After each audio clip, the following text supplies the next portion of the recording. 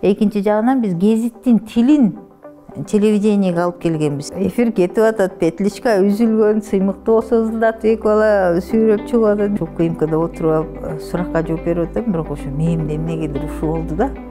Азыр бир 10 мүнөт эрте чыгарып ийсе, Аселдин эфирине жетишип калам го деп. Өтө ыплас, анан өтө уят окуя. КТРдин юристи мени менен макул болду.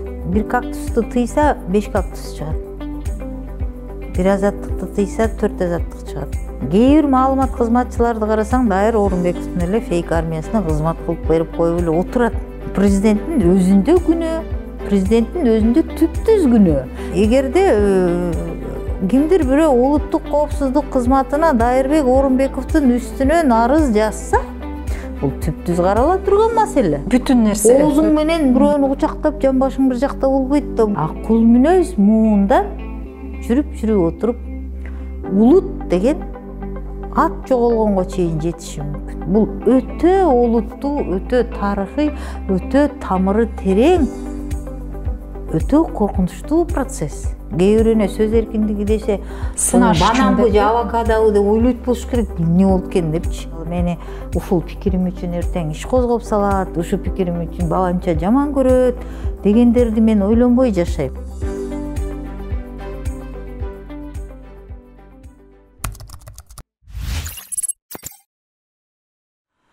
Саламатсыздарбы, сиз Чекит Медиа YouTube каналын көрүп атасыз. Бүгүн бизде конокто Канышай Мармуркулова, белгилүү журналист, убагында Кыргыз руху Алиби гезитине эмгектенген, андан тышкары Говорит ТВ мультимедиалык агенттигинде, ошондой эле оппозициялык Сентябрь телеканалында башкы редакторлук кызматты аркалаган. Андан кийин 2019-жылы МК ТВ агенттигин ачкан болчу. Саламатсызбы, Канышай эже? Салам. Мен бакашымча ошо МК ТВ агенттиги сиздин инициалдар экен, э? Мамыркулова Канышай Асанбековна. Негизи ошондой чечмеленет. Анан негизи эле студия ачып, ушундай бир медиа ачып иштөө бул көп ресурстарды алып калат. Ошол эле оператор, студия, журналист да болгон экен учурунда. Ушул агенттикти ачканда кандайча ачып калдыңыз, кимдин колдоосу, бирөөнүн колдоосу менен ачтыңызбы? Анан 1 жылдан ашуун иштебей калган экен, ошонун себебине да токтолуп кетсеңиз. Бул мындай болуп калды да, негизи жанагы фейктер кирип жүрбөйбү? Бул журналист эмес, жарандык активист эмес, эч кимде эмес андай эмне. Кыргыз журналистикасында ошол мен газетада да иштедим, ТВда да иштедим, сайтта да иштедим. Эми андан башка тиги блогерликти да чаптап атасыңар, анда деле аралашып жүрөт окшойм. Бул баягы мен мындай да, Асел, улам жаңы бир нерсени көргөн, бул кызык да, баягы көргөн нерсени жазай бергенден көрөкчө. Анан баягы Сентябрь каналын элдин эсинде оппозициялык болгондон мурун ал баягы ошол кезде жаңылык телевидение болгон. Себеби интернеттен алып кайра интернетке чаптаган, ошондой материалдар жазаган ал кезде өтө өнүккөн эмес, жакшы эстесең. Биз ошондо экинчи жагынан биз гезиттин тилин телевидениеге алып келгенбиз. Себеби өзүң билесиң, телевидениеде кыска ушундай берет да. Биз баягы татаал тексттер жазып, узун сүйлөмдөр менен макалдарды кошуп, мен кээде карап ошол макалдардан тема чыгарып койчумун, кандай болот экен деп. Анан жарашып эле калды. Кыскасы биз эл жагынан жаңылык киргизе алдык. Анан кийин Говорит ТВ менен Катя Румканованы билесиңер, өзү тажрыйбалуу журналист. Биз экөөбүз мындай бир нерсени, жаңы нерсени жасап көргөндү көрчүбүз. Анан ошол жерде Майданды биринчи жолу түз эфирде киргиздик, жакшы кетти. Анан кийин ошол баягы убакыттын өтүшү менен мен ойлондум да, ар жакта бер жакта карап отуруп, эмне үчүн бир эле журналисттин талкуу аянтчасын, аны атайын бир редакцияда урабай эле качан керек болгондо мына. Себеби дегенде Катя менен иштешкенде Майданда мындай болуп калчу, биз алдын ала 1-2 темаларды коюп коебуз да, мындай болуш керек. Анан кийин кээде жалпы алып чыгыш керек болгон, бирок сенин алып баргың келбей калгандай темалар болуп калды, ушундай.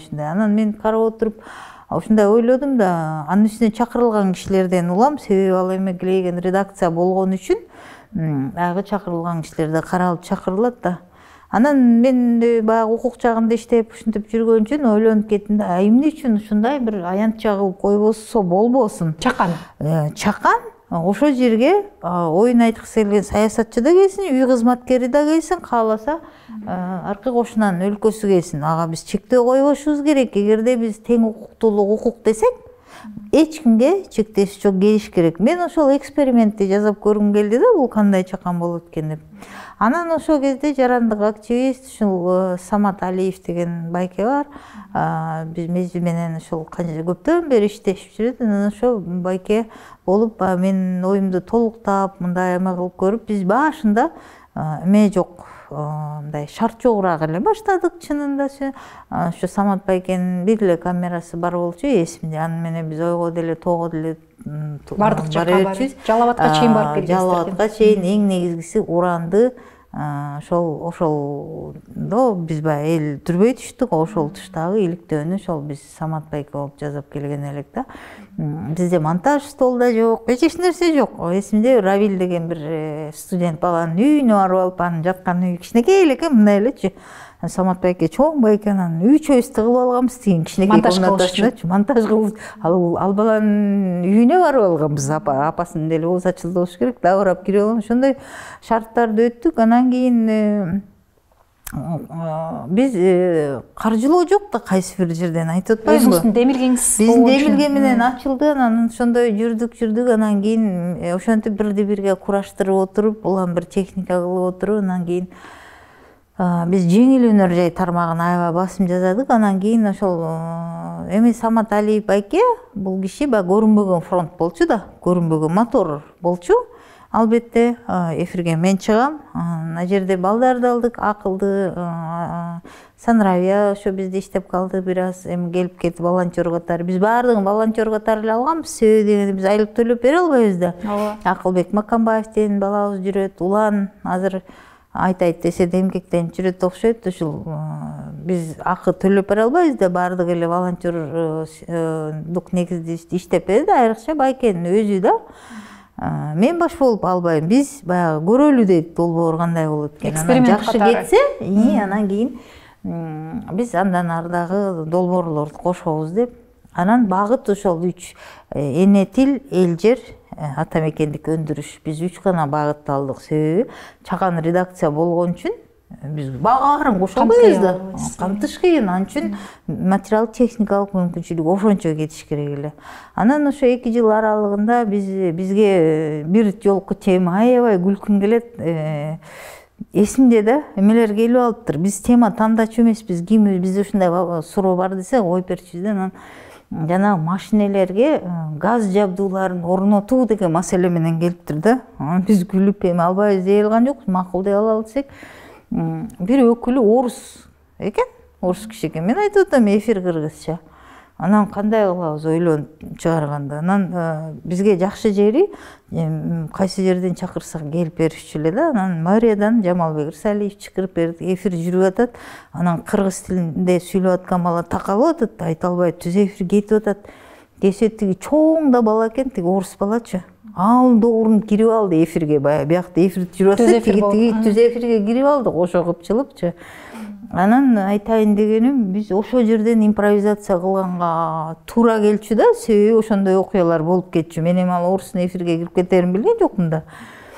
Бир жолку эфирде ошол оппозицияда ошентип отурсак эле, петличка билесиңби, өзү кымбат, назик, ошондон эптеп акчатап, ошо бешти чаптап, аябай сүйүнүп, бысмылда биринчи эфирибиз деп Сыймык Жапкеевди сүйүнүп кетип чыгарып ийсек, ошо эфир элдин баары эле көргөн. Петличкасын 5 минутка жетпей петличканы үзүп салып атпайбы? Тиги эфир кетип атат, петличка үзүлгөн, Сыймыкты осозулдатып эки бала сүйрөп чыгып атат. Бизде ошондой нерселер. Анан азыр эстеп күлөбүз да, азыр күлөбүз. Мисалы мен азыр үйдөмүн да.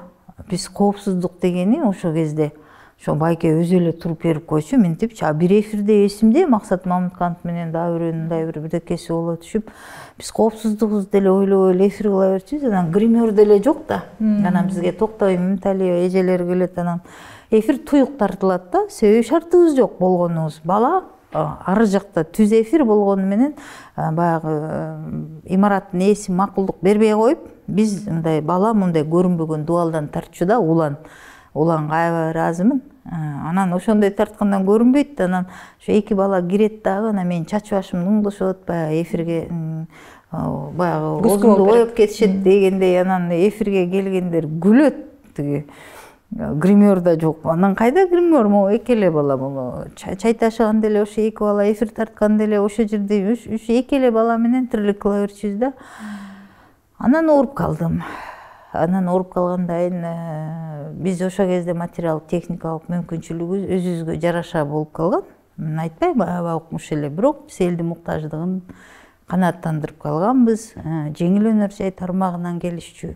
Биз баягы башкалар көтөрбөгөн темаларды көтөрүп берчүбүз да. Анан артыкчылыгы баягы мен катышуучулар менен кошо даярданчумун. Кошо даярданып жүрүп отурчумун да. Анан дагы бир жетишкендигибиз эсимде, Алмаз Батырбеков вице премьер-министр болчу. Ошо пандемияда элден, биздин эфирден кечирим сураган эле элден. Мен ошону аябай, Самат байке да көп эстейт, мен да көп эстейм, биздин эфирден сураган. Анан эң эле кызыгы, билесиңби, бийликтен чакырсаң бирөөнүн араң келип алып, аркасынан 5-6 кишиси чубалып алып, анан ой чыксын кирсин болот го. Биз ушундай чакырганда Батырбеков эсимде зам министрди ала келген эле да, министрдин. Кийин айыл чарба министринен бир суроо боюнча эфирибиз жүргөндө эки представитель келген эле да, эки өкүл. Себеби тигинин баягы мен суроолоруна жооп бере алганден эметип, экинчиси жардамга келип, ошо ушундай да учурлар болуп калчу. Бизде бир өкүлдү бир жерден, бир уюмдан эки өкүл келип калган. Анан эми ушунун баарын баягы азыр ойлойм да, эгерде ооруп калбасам, бул чоң аянтчага айланмак да. Анан ооруганда ошол мамашада өтүп кетпедиби? Анан жарым жылдай жабык турду. Анан улантам деп ойлоду, анан ойлондук, ошо улантабызго деп, анан баягы арендасын төлөп жүрдүк. Анан мен баягы оорудан көпкө өзүмө келе албай кайра операция болуп ооруганда анан жүрөгүм тартпай кетти да. Анан Самат байке көп эле айтты, коюп эле турчу. Анан ошондо дагы айтты да, ушу журналисттер бир ушундай да, бир колдошуп, мындай кармап турса эми буну тарап кетпейт эле го депчи. Анан жок, анан кийин ошо мен арендасын, ар жак бир жак чыгымдарын карап отуруп, анан жабылды. Анан азыр болсо ойлонуп коем, кандай бир жеңил аянтча ачып койсомбу деп. Анан билбейм, балким убакыт, балким көңүлүм жаппай атат. Баягы күнү сенин эфириңе келем десем, ГКМ чакырып кетип атса, көңүл да жаппайт экен да андайга. Биз ошо мурунку жумада пландаштырганда УКМК суракка чакырып калып болбой калды эфирибиз. Ошол чыгым дегенде бир буйруптур да. Мен ошол суракта отуруп ошону эстеп аттым да, эмнегедир азыр бул мени 15 мүнөт эрте чыгарып ийсе, балким мен Майрашты абдан сыйлайм да.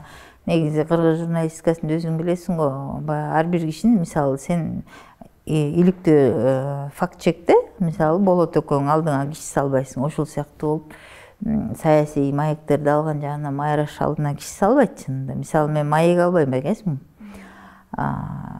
Анда-санда да. Анан ошо Майраш менен эфирге болгум келгенде, анан кийин ошо УКМКда отуруп алып суракка жооп берип атам, бирок ошо мээмде эмнегедир ушул болду да.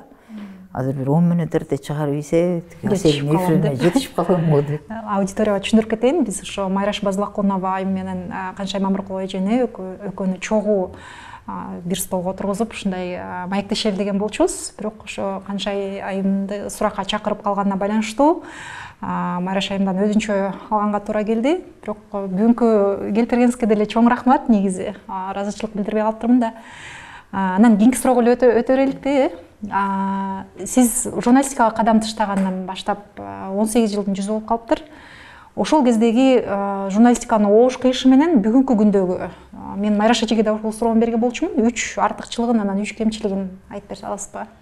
Бул эми баягы официалдуу иштеп аткан деп илинип калган Википедиядагы алынган маалымат боюнча айтып атасың да. Негизинен андан көп десе болот.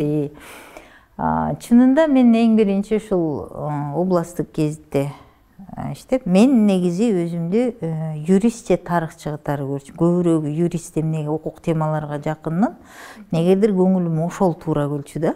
Ана мен эми журналист болом деп, монтип жана элдер ыр жазып, кыялданып, райондук гезитке макала жазып дейт го. Мен эми андай өркөмдөп деле айтпайм. Менде кандай болду? Ошол Жумагүл Барктабасова деген ошо кесиптешибиз бар, ошол Көлдө иштечү. Анда ал атайын катчу болчу. Атайын катчу десе эле. Унутуп кеттим эми кызматыбызды. Тиги эмеде редакцияда катчы катчы болчу. Жок. Атайын термини бар эле, мына кесип чыгарбай алган, унутуп да калдык. Анан ошол макала жазбайсыңбы, бизге ушундай керек деп атат журналисттерди, кабарчылар дегенден. Анан мен бир үйдө туруп бир 2 макала жазып эметсем, ошол кадимки жана Тумарымдын автору эл сыйлаган жана акын агайыбыз, менин устатым болот. Бул киши Абдыжапар Эгембердиев агайга жаккан экен. Анан жыргам ушул чоң сумка көтөрүп алып базарга кетип бараткан жермен чакырып, буйрук чыгарып койгон эле да.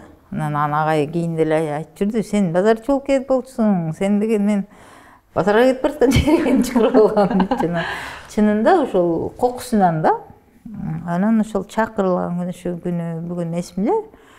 Лейла Саралаеванын эмеси экен, макаласы экен. Вечерний Бишкекке чыккан, Күрмөнтү цемент завод боюнча. Ошол Акаевдин колу менен макала экен да. Ошону берип, анан ушу иликтеп, губернатордун жардамчысы дагы ошо тийиштүү комиссия менен баргам да. Эми ойлосом, азыр ойлоном да, менин биринчи эле иш күнүм татаал темадан башталып кетиптир дагы. Эртеси күнү эсимде, ошондо госрегистр деген түшүнүк жаңы кирип, жана БТИ дегендер ушундай биригип, ушундай эми ал 2000-жылдарда жана БТИ дегендер жабылып, ушул госрегистр деп коюп, мамлекеттик каттоо деп, аны өздөрү түшүнө бербей, кадастр деген түшүнүктөр кирип муумтуп аткан кез болуп, эртеси күнү ал тапшырма берилди да. Айтайын дегеним, мен мындай жолго салынып кетишиме, ошол эми ойлосом, ошол 30 жыл билесиңер, редакцияда тармактарга бөлчү эмес беле. Анан ошол мени алган тармакта Темирбек Мамбет Исаев деген ошол кыргыз журналисттин аябай чоң орду бар агайыбыз 30 жыл иштеген экен. Ошол киши кетип, ошол орун бош калган экен да. Анан мен ошол жерге түшүп келип калам да. Ошондо транспорт, курулуш, укук тармактары, эмне үчүн укукка жакын болуп калдым. Жалаң ушул тармактар, кумтөр, ушул тармакка түшүп келип калдым. Анан ошол мени бышырды да. Ошол бышырды десем болот. Андан кийин ал жерде 5 жылдай эмгектендим. Анан так эсимде, ушул 2005-жылы март окуясы болгондон кийин Бишкекке келип алып, тиги жагы деле өрттөнгөн, биягы деле өрттөнгөн, келип алып нааразы болгом. Үй бияка эмне, кимге иштеген атам? Будуң чаңынан кыргыз рухунда ошол Жазгүл, ошо 24 кежиде Масалиева, ошо жаш кыздар эле турмушка чыга элек ал кезде. Гүлмайрам, Турусбек, ошо кыздарды эстейм.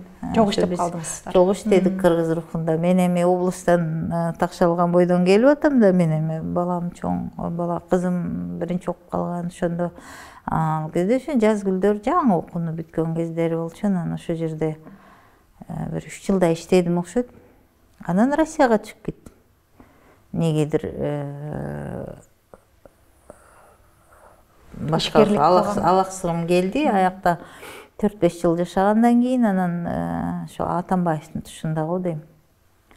Ошондо кайра келип, анан Алиби гезит, укуктук гезит болгончу. Мен эми башка эле тармакка иштейин дедим, бирок негедир ошол Баурбек Субанч менен Баурбек Субанч ошол сен ушул укук жагынан аксап атпайбы, кыргыз журналистикасы, сен ушул жака салым кошсоң болбойт беле деп атып. Анан мен чынымда өмүрүмдө ошол Алибиде канааттанып иштедим. Себеби Баурбек агай өзү юрист эле да.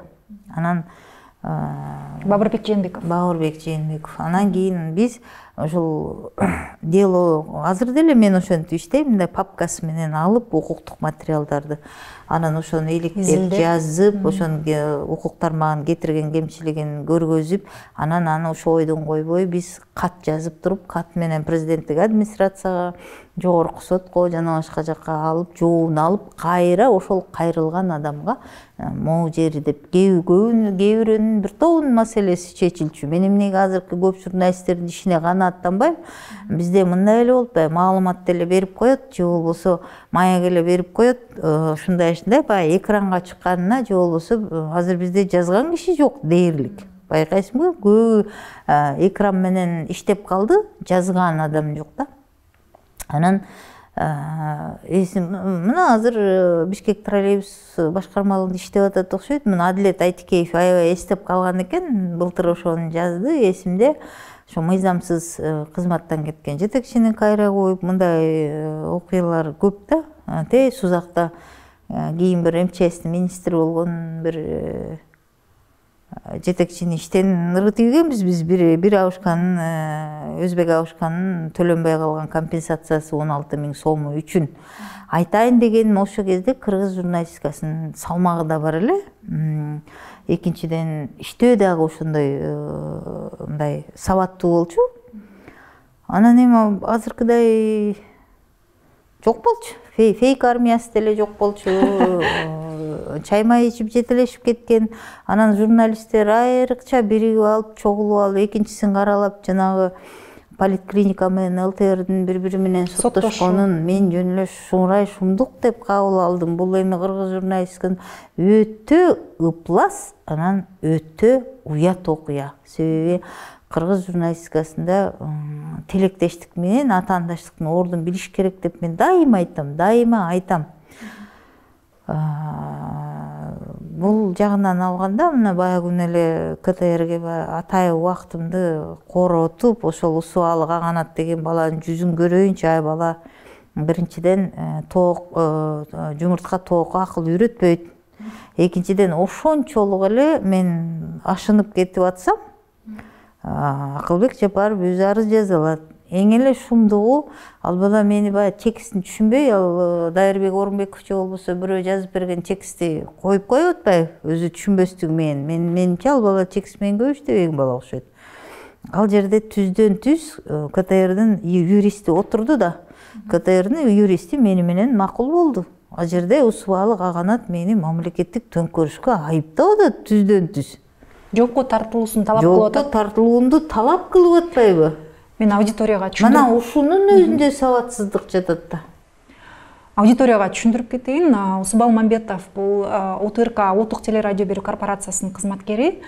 Ошондой эле буга чейин Чекит медианын иликтөөсүндө УТРКда жаңы ачылган бөлүм, СММ жана жаңы медиа деп аталган бөлүмдү жетектейт. Биздин булактардын айтымында ошол эле учурда бул бөлүм фейк фабрика катары дагы иштейт. Ошол салык төлөөчүлөрдүн эсебинен. Анан сиз жана айтып калдыңыз, чакырыктар, кыргыз журналистикасында болгон чакырыктар, бул учурда ЛТР мамлекеттик телеканалы Политклиника медиасын сотко берген. Буга чейин Вечерний Бишкек деген маалымат агенттиги Кактус медианы сотко берип 600 000 сомго доого чыкты. Соттон жеңип чыкты, жогорку соттун чечими чыкты. Мындан тышкары Азаттык медианында бир нече ай соттошконун маалымат Маданият министрлиги да сотко бергенин билебиз. Бул Кыргызстанда ишмердүүлүгүн токтотуусу боюнча дагы иш аракеттер жүргөн. Мындан тышкары Клуб медиа басылмасына дагы иш козголду. Учурда сайты бөгөттөлдү. Негизи эле журналисттик чөйрөдө болуп көргөндө басым жасалып атат. Шерипбаева кечээ камактан Гүлжан Шерипбаева Назар Ньюс агенттигинин башкы редактору камакка алынып, кайра бошотулду. Мен суракка чакырылып атам. Суракка чакырылып атат активисттер. Ошондой эле биздин кесиптештер Айданбек Акматов менен камакта жатат. Камакта былтыртан бери Кемпирабад маселеси боюнча. Мындан тышкары Олжобай Шакир акын жазуучу буга чейин 24 KG агенттигинде журналист болуп иштеген. Ал дагы август айынан бери камакта. Негизи эле ошо бул чакырыктар мындай терс таасирин тийгизеби, кандай тенденцияга алып барат бул сөз эркиндигине болгон басымчы? Бул мындай да, баягы күнү дагы ушу Арча медиадан Кундуз Жолду баягы интервью алганда дагы ушуну баса белгиледим да. Бир кактусту тыйса 5 кактус чыгат. Бир азаттыкты тыйса 4 азаттык чыгат. Бул мындай да, адамдын табияты негизи ушундай. Жана кичинекей баланы ал дагы жерге колуңду салба, токтортат десең барып сайылат го колунчу. Бул адамдын табияты. Бул балага ошол кенедей кезинен калыптанат. Байкайсыңбы, ай ал жерге барбай эле койчу деген киши сөзсүз ошону барып көрөт. Ай эмнеге жашырып атат деп. Анан мен ушул жагынан баягы кыргыз бийлигине дайыма мен 15 жыл мурун деле ушуну айтчумун, эми деле ушуну айтчумун, айтып эле келатам. Тыйган нерсе акыры барып жаралат. Анан ошондуктан баягы сөз эркиндиги болгон, ал кыргыздын табияты менен, каны менен келген нерсе. Буну мыйзам менен жанагы Маданият министрлигинде отургандардын колу менен кылабыз десе деле баары бир. Мен айрыкча эмнеге ушу Маданият министрлигине баягы күнү да айттым, уят эле. Ошол жерде мына Айнур Аскарова отурат, Марат Тагаев отурат, Чыңгыз Эсенгулов отурат. Үчөө тең кыргыз журналистикасынын өкүлдөрү. Жанагындай тыюулар, жанагындай сот иштери, мына ушул кыргыз журналистикасынын өкүлдөрү Маданият министрлигинде көбүрөөк отурган тушта болуп атат. Бул эмне дегендик? Бул жанагы балтаны сабы өзүбүздөн деп коет го. Мен муну кесиптештер таарынса таарынбаса деле айтам, бул негизи көз көрүп турган нерсени айткандан жалтактабаш керек да. Ошол сыяктуу болуп, анан президенттин администрациясында мына Дайырбек Орунбеков отурат, анын жанында өзүңөр көрүп аткан сенин факт чекиңе баары чыгып бүттү го, жок эч ким сиздерди уялган жокпу? Мына ошолор турган кезде, ошолор жүрүп аткан кезде ушундай окуялар боло берет. Себеби кыргыздын ар бир макалы бул бардык нерсеге так аныктама берет да. Айтат атпайбы? Жаманыңды билип алдым, жайдыңа кирип алдым деп. Анан ошол кыргыз журналистикасынын, эми баары эле ошо кыргыз журналистикасына тиешебиз баары деп эле айтат. Бирок кыргыз журналистикасына канчалык тиешең бар? Кыргыз журналистикасынын баркын көтөрүп атасыңбы? Кыргыз журналистикасынын баркын кетирип атасыңбы? Балким редакцияда кирип чыгып эле тиги бюджетте жылдап айлык алып эле жүрөсүң жамбагып деген сыяктуу чоң түшүнүктөр бар да. Өткөндө жайында бир армия ушундайлардын бир армиясы тиги мага жабылбады, Акылбек Жапаровдун бутуна асылба деп. Манын бутун чекелерин илип алсын, конечно, ошо кесиптештер. Бул жерде ошол кыргыз журналистикасынын эртеңкисин биз эмне калтырып кетебиз деп ойлобогондук, жоопкерчиликтин жоктугу. Анан могу заман агымына жараша ушу кыргыз журналистикасында да өтө көп оош кыйыштар кетип баратпайбы? Баардык жагынан мунун жалпы эле тармактык абалы, жалпы эле мындай иштөө методу өзгөргөндөн өзгөрүп кетип баратат, үлгүрө албай баратасың. Биздин журналисттер ыңгайлашып бүтө албай атат. Мына факт чекти болот экөөң араң издештирип канып калдыңар го. Ош сыяктуу болуп. Мына ушундай абалда жанагындай тармакка ошол сыртынан тургандарга жем кылып бергендердин ошо көздөрүнүн жетпей тургандыгы, кайраң курсак менен эсептешип коюп аткандыгы да туруш деле эмес. Мурдагы бийликтин тушунда журналисттик иликтөөлөр чыкканда мындай адекваттуу реакция болчу деп айтылат да. Мындай бийлик кандайдыр бир реакция берип, же ошону төгүндөп, же болбосо кайсы бир фактыларды айтып берчү депчи, түшүндүрүп элгечи.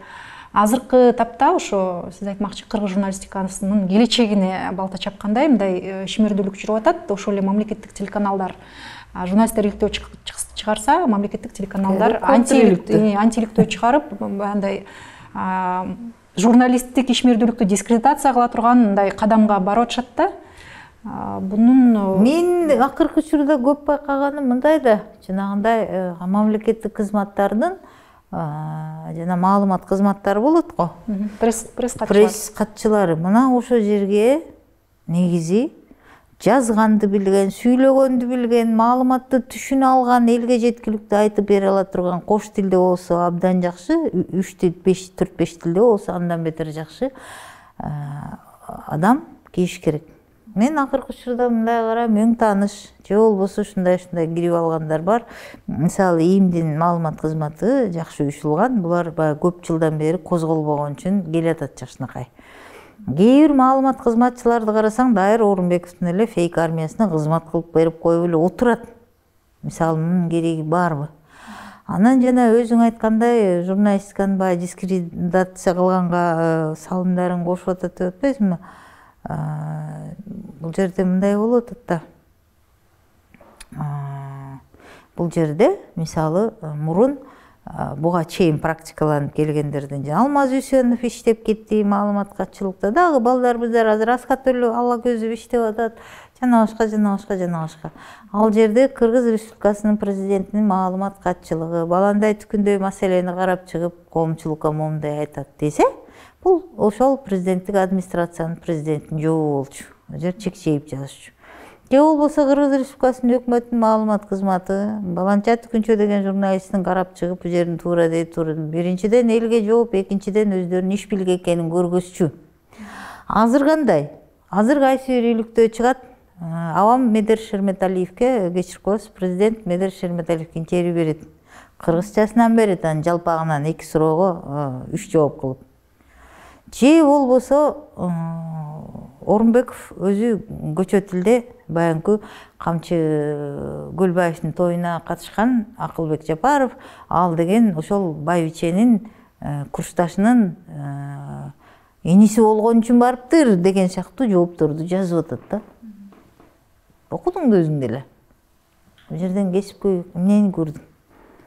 Ошол сыяктуу болуп, бизде баягы акыркы Садыр Жапаровдун тушунда мына келаткан таптак президенттин жеке өзүнө тиешелүү маалымат катчысы да, маалымат кызматынын жетекчиси дагы баландай түкүндөй деп жооп берди деген чекчейген текст окуп жүрөсүңбү?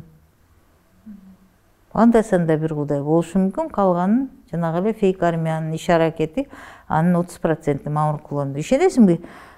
2 жылда мага баянкы менен 5-чи же 6-чы каралуу болуптур. Чабуу. Анан мага ошончо көңүл буруп аткандан башкаларга ошончо көңүл буруп жүрүп отурса, президенттин айланасында маалымат кызматы менен иштегендердин убактысы кайсакка кетип атат? Элестетип атасыңбы? 2 жылда ошонун ичинен атайын 2 жолу видео түрүндө жасашты. Эрикпей.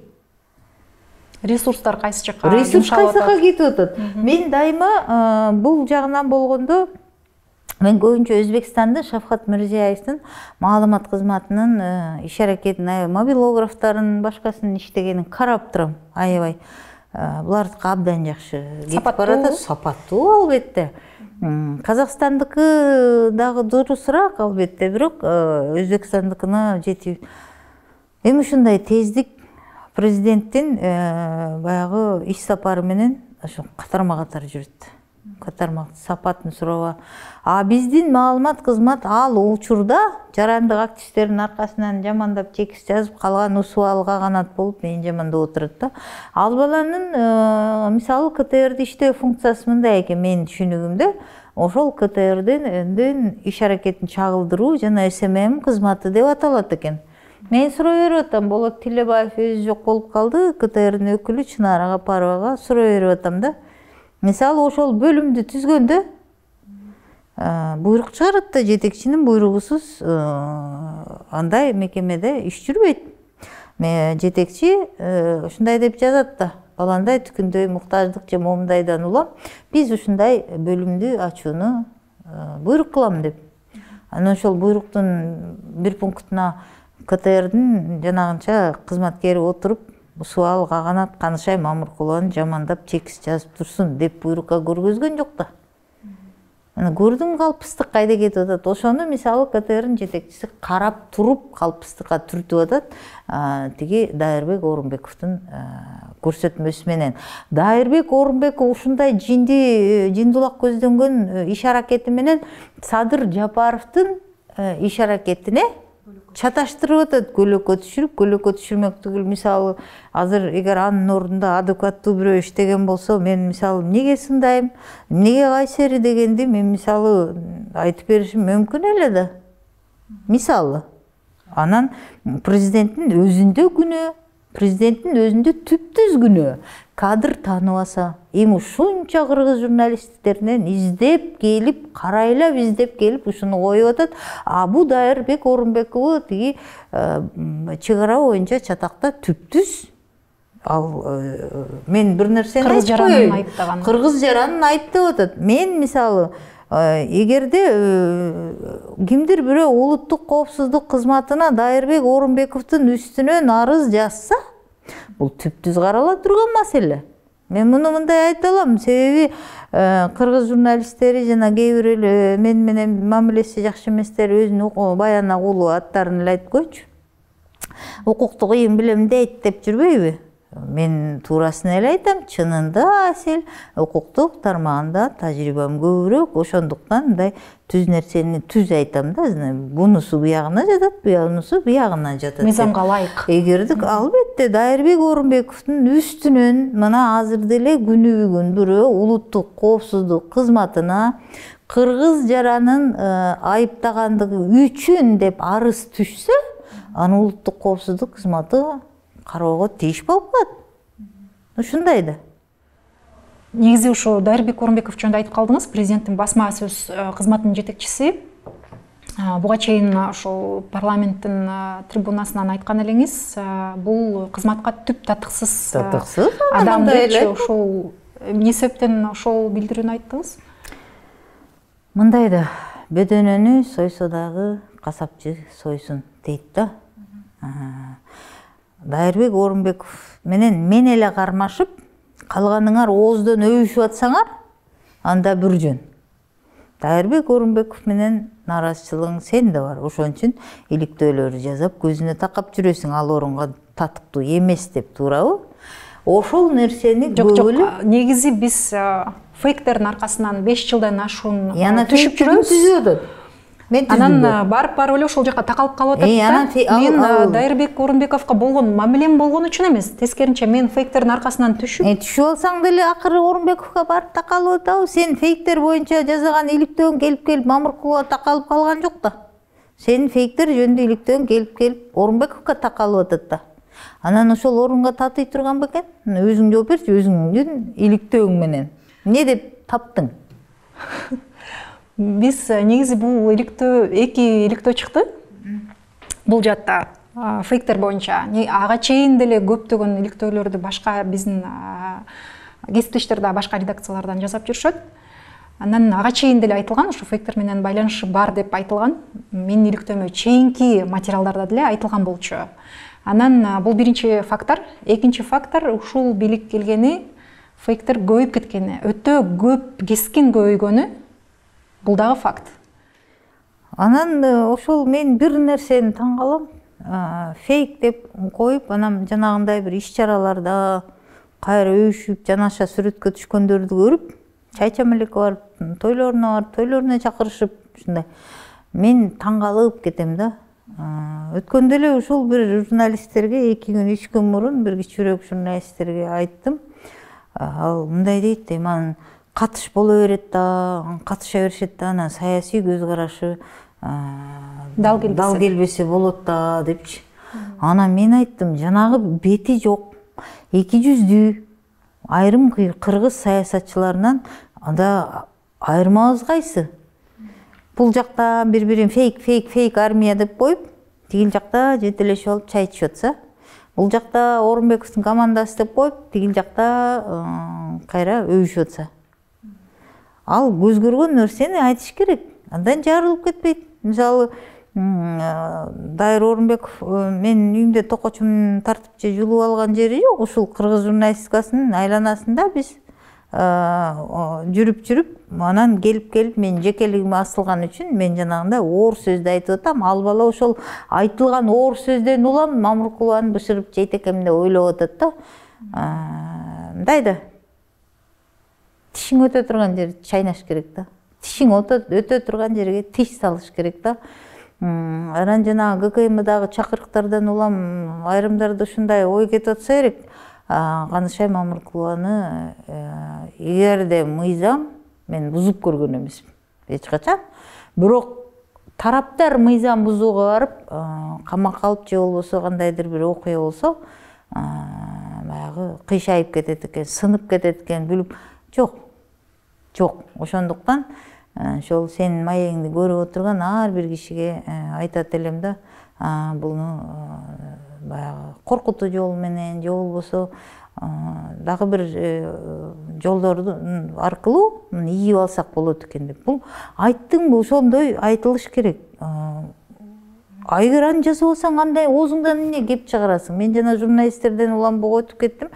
Анан мен айтып атам да, андай болбойт да, сенин ой пикириң бир жакта, денең бир жакта эмес да. Бул деген кандай түшүндүрөм? Бүтүн нерсе. Оозуң менен бирөөнү кучактап жан башың бир жакта болбойт да. Бул сенин ошол ой пикириң, позицияң, денең, өпкөң, жүрөгүң, карының, чокоюң дегендер бул бир бүтүндүк да.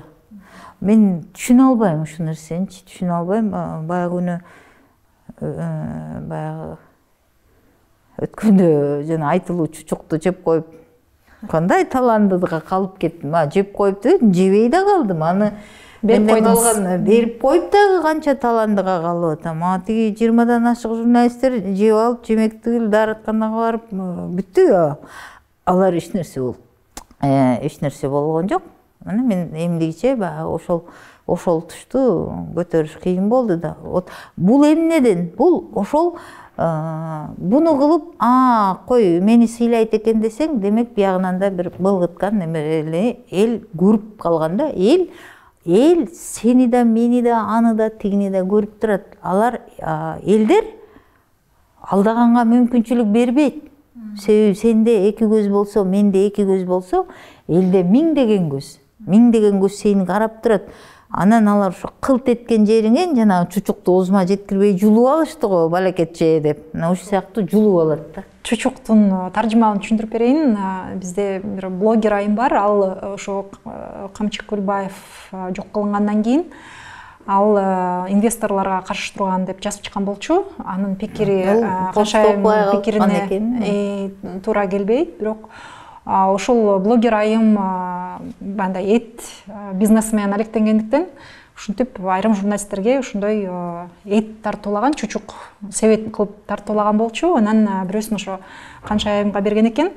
Анан ошол жерде айрым башы мага берилип атат да. Социалдык тармактардын колдонуучулары жазып чыгышты да, эмне үчүн пикириңер каршы болсо, андан ушундай бир белек алып атасың. Карама каршы пикир айтылган. Мен чынында Кундуздун постторуна маани бере берген эмес экенмин. Анан ошондон мен муну эмнеден мисал келтирип атам. Мен ал кыз дагы мындай туура кабыл алсын.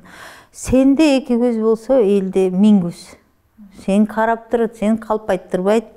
Мына кечээ эле пост жаздым го, эми фейк армияда кимиси иштейт деле билбейбиз. Эми анын арасында жөнөкөй деле адамдар болушу мүмкүн, сөзсүз түрдө журналисттер эмес. Мынтип жазып атат да кечөө бирөө. Сен күйөө деле багып көрбөпсүң дейт. Сен бала деле багып көрбөпсүң дейт. Мага түшүндүрүп отура албайсың да, менин кызым 26-да айланайын дегенде. Сен небере деле небере бакпайсыңбы андан көрөк дейт. Анан ушундан уланбай түшүнүктүү айтса болот.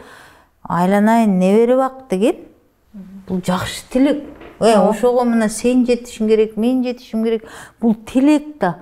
Анан ошол бая фейк болуп алып тамтаңдаган адамдардын бая түшүнүгүн карабайсыңбы? Анан бая айланып кеткенде мен делбе деп жазып койгонум ошо болот атпайбы? Анан буларда бая баалуулук жок да. Квартирамды Мадумаровдуку деди, ал болбой калды. Анан булардын асылган эки эле жагы күйөөң жок.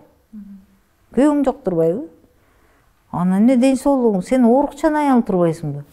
Анан мен ушуну түшүнө албайм да. Мен күйөөм бар жок. Кандай бул мамлекеттик маселеби? Экинчиден ден соолукту адам тилеп албайт. Барында болушу мүмкүн. Демек, мына могу учурдагы бийликтин тушунда мен туурасын айтайын. Бакиевдин бийлиги менен катары жүрдүк. Атамбаевдики менен Отунбаеваныкын жакшы биле албай калдым. Россияда болчумун. Атамбаевдин тушунда келип калдым мен. Чоронбай Жээнбековдун бул кишинин. Мана ошолордун ичинен ошо Бакиевдин бийлигинин тушунда алар мынчалык ченделенип кетчү эмес. Алар сотко берген. Ошол туштагы соттук процесстердин ичинен эң громкий меники болчу. президенттик администрация менен соттошком, начальник управ делами президента деген кыргыз руху гезити менен. Ал миллионду ошо кезде салчу. Биз кийин мактанып калбадык, миллион салды. Бул 2006-жылы салынып атат ал миллиондор. Биз уялчубуз, сотко бериптир кол койгун деп. Анан булар мыйзамдуу иш алып барчу. Бирок жанагындай бул саясий буйрук, адам өлтүрүү, анысы мунусу менен коштолуп кетчү. Сабаттуулугу жагынан булардан аябай ашып түшчү эмес. Айтайын дегеним, мен өзүмө тиешелүү жагдай менен. Жанагындай мыйзамсыз анымлар жасаса дагы булар баягы мынчалыкка барчу эмес деген. Жок, мынчалыкты саат түшүндүрө албай атам. Алардын түшүндө деле жанагындай адам өлтүрүү, ал бул уятты жок иштер коштолду, бирок момундай фейк армиясы жок. Анда үйрөнүшүлүк болуш керек. Менимче Бакиевдин бийлиги фейк армияны социалдык тармактар мынчалык социалдык тармак жок үчүн үйрөнө албай. Биз анда өзүбүз интернетке араң кирип 24 пейджилер таап араң интернет тапчубуз, анан карапайым эл кире элек да, кечээ жакында эле кирбедиби. Биз өзүбүз араң интернетке кирчүбүз. Бирок момундагыдай этегиңе чейин көйнөгүңдү ачып көтөрүп, ар жагына чейин көтөрүп алып кирип кеткен уят сыйыт эме болгон эмес да. Бирок сиз ошол фейктердин чабуулуна кабылган, эң көп кабылган журналисттердин катарындасыз. Анын ичинде Болот Темиров бар, иликтөөчү журналист, Али Токтокунов, ошондой эле укук коргоочулар бар. Негизи эле айымдар үчүн бул оор болсо керек. Кантип ошо кодулоону кантип башыңыздан өткөрүп, кантип чыдайсыз? Жайында жакшы бир тааныштарым, жана кезектеги Сайрагүл Дулатова, Калманбетова, Баян Агулова, дагы ким КТРдин, жана Суал Каганат, Исмат Бекжанов фамилияларын айтып түгөтө албайм. Баары жабалактап жазганда, ошо Самат Байке, дагы башка тааныштар баягы кабатыр болуп турушту да. Бул кандай болот экен? Кандай кабыл алат? Бир аздан кийин эфирге чыктым да. Анан ошо дачада элем, анан бир таанышым аябай көпкө капа болуптур. 3-4 саат кантип чалам, чалса ыйлап жибереби же кандай деп. Анан эми жайында көп эс алып атасың, анан шашлык бышырып эметип турган элек, анан кийин баягы видео менен чыгып калды да. Анан эми шашлык, эми ал эс алган жерде баягы пиванын идиши бар эле, ал булар турду эле, анан баягы көрүп анан күлүү өтпөй, мен дейт сага сарсана болуп атсам. Сарсана болуп 4 сааттан бери азыр араң чалдым эле, ыйлап атабы десем, сен шашлык жеп атасың дейт да. Анан айттым, эми мен ал Орунбековдун армиясы, жалпы эле ошол акча үчүн жабалактап жазган адамдардай анчалык келесоо эмес экенин мен өзүм билем да. Эл аңдап билет деп, Таанып билген киши билет. Айылдаштарым менин ким экенимди билет, мен менен катышкандар билет. Анан эми ал ошолор ошону жазды эле деп мен эмне кылам өзүмдү өзүм кейитип. Десем, аябай күлгөн да. Мен сага ушул баягы биринчи жазганда, баягы кайыр чаял менен коюп,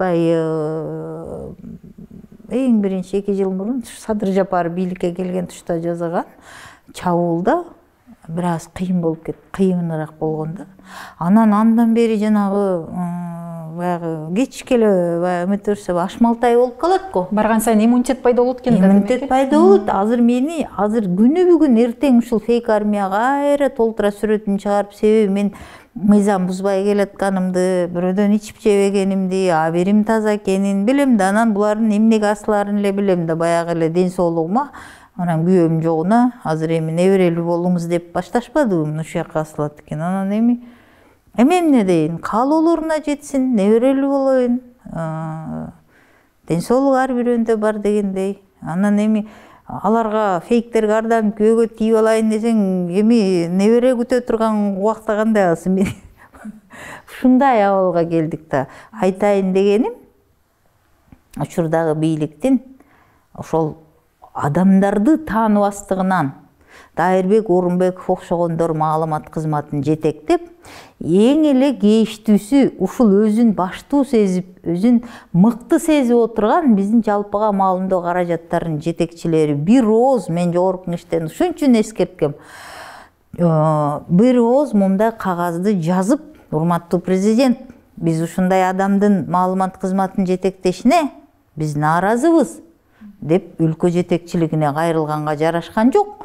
Өз кезегинде Садыр Жапаров Кыргыз Республикасынын ушул журналистика тармагын сыйласа, кечирип коесуздар, мен ушул иш билбеген адамды алып келип, ал болсо ушинтип фейк армияны жетектеп, мени силердин алдыңарда уят кылды деп, же ал киши өзүнүн жетекчилик кадамын жасаган жок. Андай абалда Орунбеков чыргайт. Анын ордунда баары жыргамак. Албетте шарт түзүп берип коюп атса, ошентип фейк армияны түзгөнгө, жанагынтип биздин жаранды чет элдик биздин жаранды күнөөлөгөнгө ал жасап жүрө берет да. Анткени ага ыңгайлуу болуп атат калгандардын кайдыгерлиги. Ошол кыргыз журналистикасына болгон басым жөнүндө дагы сөз кылгым келип атат. Соттук иштер, киберкодулоо, онлайн чабуул фейктердин армиясы тарабынан, ошондой эле иликтөөчү журналист Болот Темировдун өлкөдөн чыгарылышы, сайттардын бөгөттөлүшү, мунун баары биздин эл аралык рейтингде түшүп калганынан, жыйынтыгынын эсебинен ошо чек арасыз кабарчылардын рейтингинде биз 50 позицияга төмөн түшүп кеттик. Мындай биз жакшы көрөбүз го, 30 жылда болгон эмес мындай. Ошол эле учурда Freedom House эл аралык уюмдун баамында биз мурда эркин өлкө болсок, азыр эркин эмес өлкөлөрдүн катарын толуктап калдык. Башкача айтканда, ошо кыргыз журналистикасына болгон басым көрсөткүч болуп берди дейт. Көрсөткүч болуп берди. Анан бул нерсенин кандай эмнеге таасир тийгизет, бул канча убакытка уланышы мүмкүн, эртеңки күнү кандай болот, бунун кесепети жөнүндө сураган. Мен ушул сөз эркиндиги ушул нерсе боюнча баягы оюмду, пикиримди айтып отурам, акыркы кездери мейли деп калдым. Мындай болот экен да. Адам өзү ошого жол койсо, ал анын макулдук экенин билдирет. Азыр мына сөз эркиндиги деп, биз мындай элек деп бир канчаңар ылдадыңар, чырылдадыңар. Кыргыз журналисттердин басымдуусу үн каткан жокпу? Силер менен согушуп жүрөткү? Мисалы, мен мындай карап эметем да, мына бул жерде ошол бул тарапта ошол Дилбара силер иштеп атасыңар, бул тарапта ошо КТР ылтырды суалга канаттар. Биз эми баягы жаш кичине улураак, анын үстүнө азыр мен журналистикага тиешелүү иштермен менен алек эмесмин деп атпайм, ден соолуктан улам үйдө болуп атам деп. Анан сырттан караганда ошол эки жаат болуп бөлүнүп калгандай болуп көрүнүп эле турат. Соттошконго чейин жеткенден кийин кыргыз журналистикасы качан, Асел, кыргыз журналистикасы качан бири-бири менен соттошту эле? Мындай шундук болгон эмес, же болду эле? 30 жылда болгон эмес дейбиз. Анан ошол сыяктуу болуп баягы элдин басымдуу көпчүлүгү ошого кайдыгер болсо, мен акыркы учурларда ушул тенденцияны байкап атам. Адамдын курсагы гана ток болуш керек экен. Ал курсак кантип тоюш керек, эмненин эсебинен тоюш керек, адамдын керт башынын мондай бийиктиги, эркиндиги, бул куну жок баалуулук экендигин, адамга өмүр бир эле бериле тургандыгын, ошол бир берилген өмүрдө сен ошол оюңдун эркиндигин, башыңдын эркиндигин бийик алып жүрүп жашаш керек экен деген сыяктуу түшүнүктү өтө деле ойлонбойт экенбиз. Анан ошону өтө деле ойлонбогон коомдо сен эмне кыласың, алмадай башыңды ортуп деген көз карашка келет экенсиң да. Мунун жакшы жагы, албетте тынч жашайсың, жашап жүрө бересиң эл сыяктуу. Жаман жагы, эртеңки муунга кантип үлгү болосуң. Эртеңки муун сага окшоп ылдый баш, кул мүнөз болуп тарбияланып калышына сенин салымың чоң болот. Кул мүнөз муундан жүрүп отуруп улут деген ат жоголгонго чейин жетиши мүмкүн. Бул өтө олуттуу, өтө тарыхый, өтө тамыры терең, өтө коркунучтуу процесс. Биз ошого макул болуп баратабыз. Бизде сөз эркиндиги десе эле, азыр элдер ушундай түшүнүп калды. Сөз эркиндиги десе эле бул батышчылдар, сөз эркиндиги десе эле бузукулар, Америкадан грант алгандар, анан сөз эркиндиги десе эле Садыр Жапаровго каршылар Мунун баары эмнеден? Мунун баары адамдардын маалыматты ылгап, иргеп, кабыл алып, анализ жасоо жөндөмдүүлүгү жоктугунан. Так аныктамасы ушу. Сөз эркиндиги деген көбүнчөсү ошо журналисттерге гана керек, ал эми катардагы жарандарга керек эмес дегенде мындай элес калтырат да. Сөз эркиндиги бул корзинадай түшүнүшөт да, муну кыргыз журналисттикери ушуну курал кылып алып оокат кылат деген түшүнүк кээ бирөөнө сөз эркиндиги десе, бананбы же авокадобу деп ойлойт болуш керек, эмне болуп экен депчи. Ошол сөз эркиндиги деген сөз айкашын түшүнбөгөн адамдарды жашоодон кезиктирип атабыз да. Анын эмне кереги бар десе, ушул жерден ичип аткан чайыңды таппай каласың. Ошонусу жок эле жашаса болбойбу дегендерди да мен уктум да. Туура кылат, камасын деппи? Камасын, туура кылат дейт. Мен ушул жаратпасын. Сөз эркиндиги жок эле жан сактайбыз дегендерди окуганда эч ким туткасын таппай каласың да, каяктан кирейин дегенчи. Биз ушундай доордо, ушундай мезгилде жашап атабыз. Тилекке каршы. Акыркы суроо мындай болсун, мен бул суроону буга чейинки дагы маектештериме берип келдим. Сиз үчүн журналистика бул эмне? Мен мурун тамаша кылчумун. Мынтип 2 жыл, 3 жыл үйдө отурам деп ойлоп калган жокмун да, ошо Россиядан барганга чейин, анан келгенден кийин таптагайчы. Журналистика мен үчүн акча табуунун булагы. Мен үчүн кызмат. Келем мен ошол жерден иштеп атам, акчаны таап кетип атам, болду. Дечүмүн. Деп келип, мына эми 51-2 жашым калды. Анан эми азыр 3 жылдан бери айлам кетип Фейсбукка бекерчимин деп да жазып койбодум, жанымды койсун деп. Себеби батышчылдарга алып барып чапташат, Мадумаровдунка алып барып чапташат, айласы кеткенде буга чапташат. Мен чапталбаган жери жок. Анан эң эле кызыгы бир да тарап кабыл алайын дебейт да. Эч кимге керегим жок, чынындачы.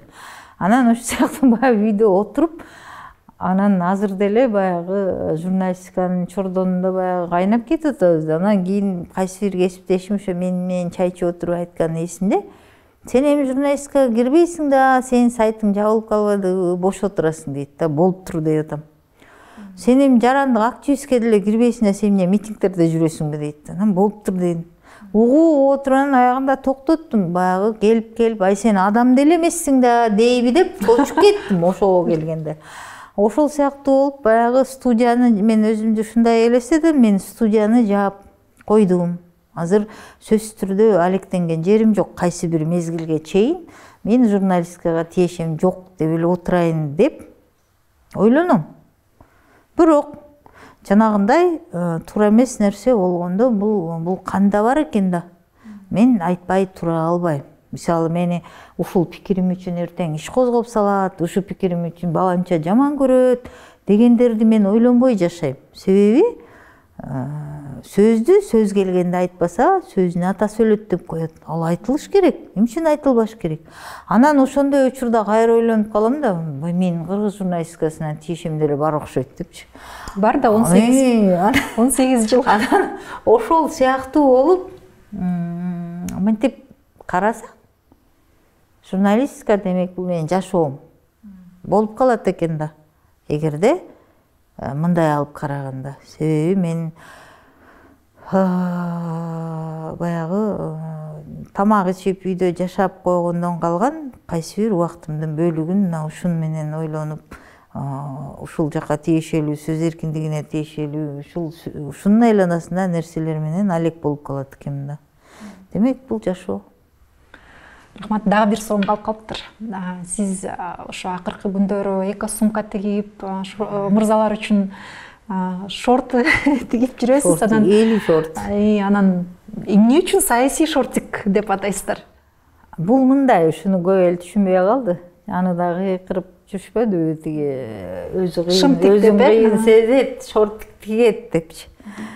Баягы жетпегендерге баары бир жетпейт экен да. Бул мындай болду да. Кыргыз жеңил өнөр жай тармагы бул тармак катары өзүнчө эмес, байкайсыңарбы? Швеялар деп коет, өздөрүн өздөрү швеябыз деп алат.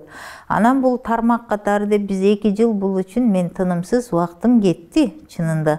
Ошол студияга чакырып, маек кылып, ошол жөнүндө айтып, керектүү кишилер менен сүйлөшүп, монтип анан акыркы 2 жылда жалпы камалымдоо каражаттарында дагы жандануу башталды. Жеңил өнөр жай тууралуу сөз боло баштады. Өкмөт көңүл буруп атат. Биз жогорку кеңешке алып кирип ошол маселени ынтымак фракциясына коюп бердик. Мен айтып атпаймынбы, кайсы бир маселе боюнча иштесем, мен ошонун жыйынтыгын көргөнү жакшы көрөм депчи. Анан ушу Марлен Маматалиев менен сүйлөшүп отуруп, биз азыр ал киши убада берди эле, жеңил өнөр жай тармагына тиешелүү кайсы бир чийкиде жери болсо мыйзам долбоор жазып берейин деп. Анан ошонун алкагында ушул жеңил өнөр жай тармагына көңүл бурдуруу максатында 50 шорттук тигип, анан баягыны саясий шорттук деп, анан баягы мен тилим тамашалаштырып жазат эмес, ошентип баягы мынтип кетти. Анан кийинки баштыктарды болсо ушул 2 пенсионер апакелер сунуштап калды. Кел, үчүн сен алар мындай сөзгө чыгышты да, сен эмне үчүн эркек балдарга эле шорт тигесиң? Аялдарга деле. Аялдарды сен сыйлабайсыңбы дегенде баягы сөзгө сынасың да. Анан десем, анан ошол биз баштык тигели кыз келиндерге так эле ошол учурда Марлен Маматалиевдин жана эко баштыктарды колдонуу боюнча көлгө пилоттук жанагы мыйзам долбоору менен кошо пилоттук долбоор кирип калбадыбы? Ошол тушта ошол идея жаралып кетти да. Анан мунун бир жакшы жери ошол сумка тиккен апалар дагы пенсионерлер болуп калды да. Баягы бир долбоордон экинчи долбоорго үйленип, мен баягы жеңил өнөр жайдан тигил баягы пенсионер социалдык жагы чыгып, ушинтип кызыгып отуруп, андан кийин ошол нерсе чыгып калды да. Болгону ошол. Анан кардарларыңыз дагы саясатчы болуп калат айрым учурда. Кардарлар саясатчы болгону эмнеден? Мисалы Маматалиевке ушуну түшүндүрүп берип мыйзам долбоорунда. Эмил Токтошев менен мен чынында бул үй бүлөнү сыйлайм. Ишкердин үй бүлөсү. Ошол себептен баягы маектешип отуруп. Дагы кимге сатылды? Тазабек Икрамовду болсо мен иним катары сыйлайм. Ушул Бишкек паркта сатып атканымды көрүп, түзеле келип, анан жок сен депутатсың, сатпайм дебейсиң де. Анан кийин ал иним колдоп келип кетти. Ал эми социалдык өнүктүрүү министрине болсо, жанагы апалардын да ушундай колдоо, ушундай иштерди кылса болот деген маектешүү маанайда баягы ар бирине жөндөн жөн эмес. Ушундай. Анан кээ бир саясатчылар баягы рахмат эми баягы сыйлап баягы колдоп коюп, анан кийин көп баягы шорттиктен акчасы эмнеге көп болуп кетти. Мен ошондо аябай жакамды кармап кеттим. Баягы сыртта бизде эмгектенген мигрант балдар, кыздар көп экен да. Анан ошол балдар аларга эми мен бир шорттикти Россияга салмак белем. Болгон эле ошол көп ошол канышай же мороженое жеп коюңуз, шортиңизди көтөрө албай чарчадыңызго, суу ичип коюңуз деп эми баягы шортуну эме кылып, шылтоо кылып, мен көңүлүмдү көтөрөлү деген эле акция болуп, анан ошонун аркасынан сөз көбөйүп эле ошол себептен баягы элдин көңүлүн буруп кетти да. Анан өзүм деле жылуу эстейм, бир айдан дайын ашты го дейм. Анан азыр күлүп атышпайбы, кышында дагы бир нерсе ушундай саясий шымтык деп, шымтикпейсизби деп күлүп атышпайбы? Анын деле бир учуру болот, учуру келет, учуру кетет да. Ал эми баягы кызыгычтуу нерсе болуп атат. Мен азыр тетирисинче тамак бир тамакты ойлодум. Ошону сатып көрүш керек дейин десем, менин колуман келчүдөй эмес. Айтып атпаймынбы, улам бир нерсени жасаган жакшы го деп. Колдон келген нерсени кылыш керек экен да. Ошо. Рахмат сизге, Каныш эже. Убакыт бөлүп студияга келип бергениңизге чоң рахмат. Бизде бүгүн конокто белгилүү журналист Канышай Мамыркулова болду. Сиз Чекит медиа каналын көрдүңүз. Көрүшкөнчө.